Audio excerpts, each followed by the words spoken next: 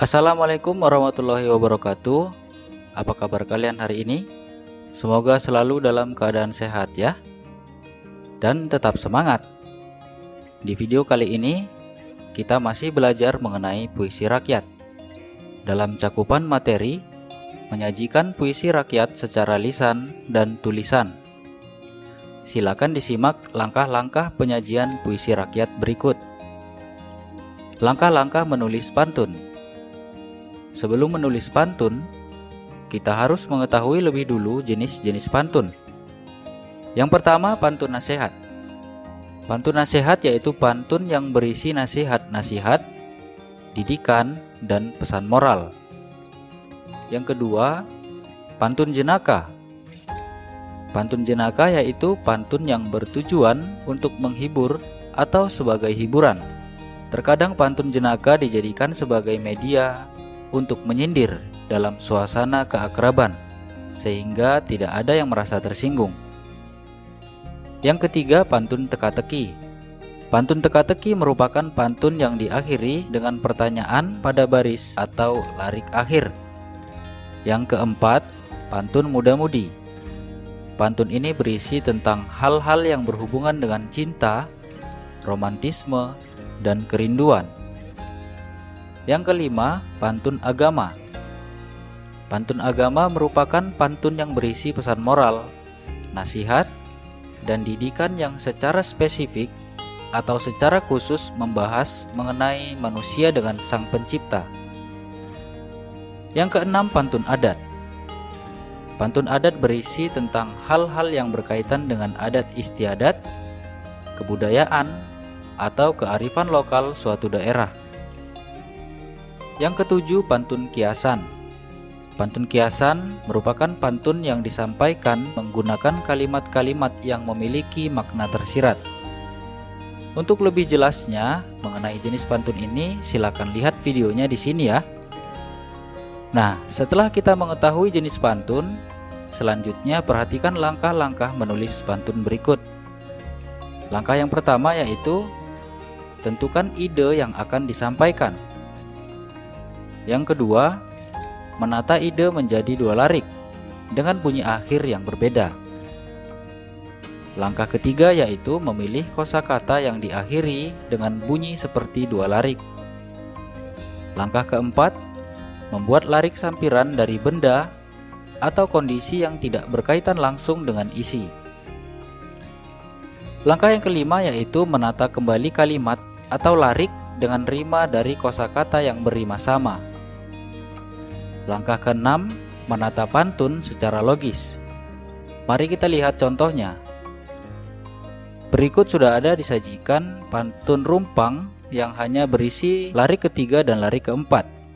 Yang pertama kita tentukan adalah isi dari pantunnya. Untuk sampiran, larik 1 dan 2 dikosongkan dulu. Setelah kita tentukan isinya seperti ini, kemudian kita rangkai sampirannya dengan rima yang sesuai pada larik 3 dan 4. Larik 1 harus memiliki rima sama dengan larik 3, sedangkan larik 2 harus memiliki rima sama dengan larik 4. Dapat kita lihat bahwa kosakata yang digunakan pada akhir larik 3 adalah selamat. Setelah itu, kita cari kata yang memiliki rima sama dengan kata selamat. Rima yang digunakan boleh rima utuh atau sebagian ya. Kata-kata yang memiliki rima sama dengan kata selamat yaitu alamat, amanat, pukat, melumat, alpukat, sikat, pekat, dan lain-lain. Kosakata yang digunakan pada akhir larik 4 adalah bapak. Kosakata yang memiliki rima sama dengan kata bapak yaitu kapak, kelopak, tebak, semak, lemak, dan lain-lain. Dari beberapa kosakata yang sudah kita daftar tersebut, maka kita bisa tentukan sampirannya seperti berikut. Menangkap ikan dengan pukat. Pukat terjatuh di dalam semak. Jika ingin hidup selamat, berbaktilah kepada ibu bapak. Langkah-langkah menulis gurindam. Yang pertama yaitu tentukan ide yang akan disampaikan.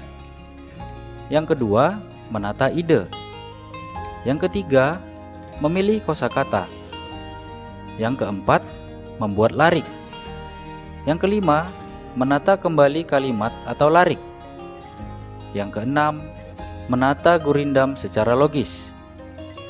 Jenis gurindam yang pertama, gurindam berkait. Gurindam berkait merupakan gurindam yang pada bait pertamanya memiliki hubungan dengan bait selanjutnya dan juga pada bait-bait seterusnya.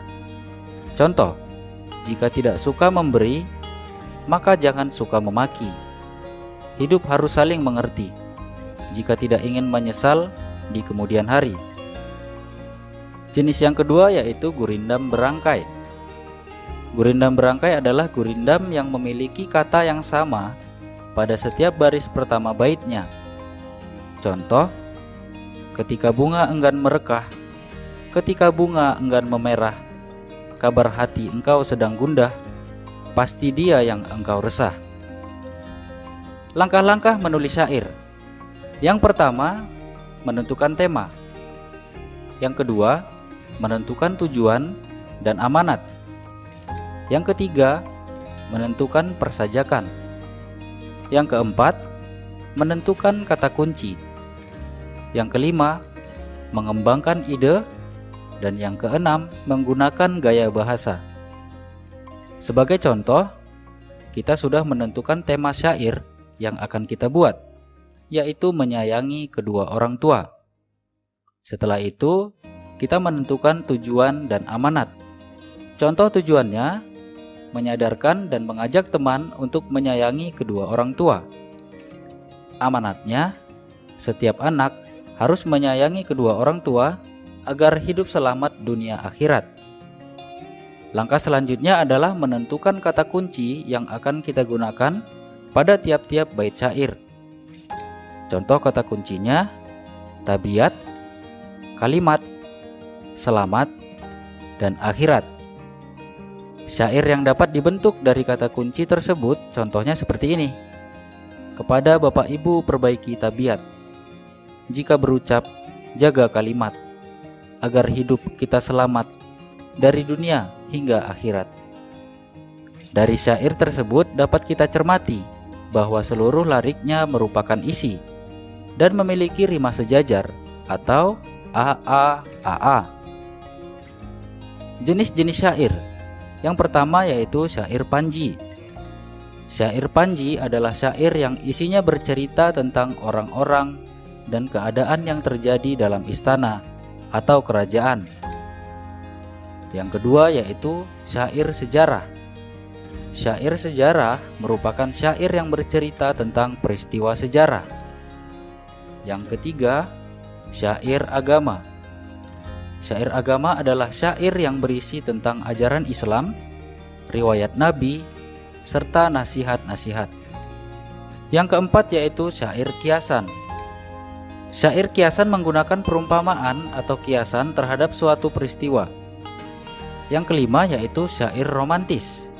Syair yang berisi tentang percintaan yang biasanya terdapat pada cerita pelipur lara, hikayat, maupun cerita rakyat.